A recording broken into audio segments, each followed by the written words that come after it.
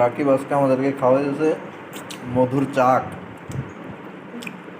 আলহামদুলিল্লাহ আলহামদুলিল্লাহ।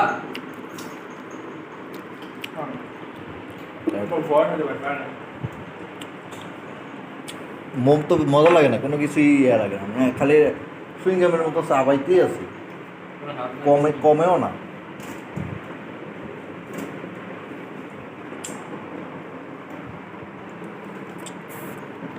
চাকটারেও সংগ্রহ করে এই করলো কেন?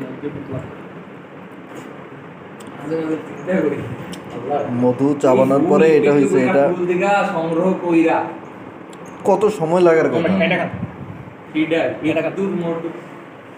এদ্দুর মধু সংগ্রহ করতে।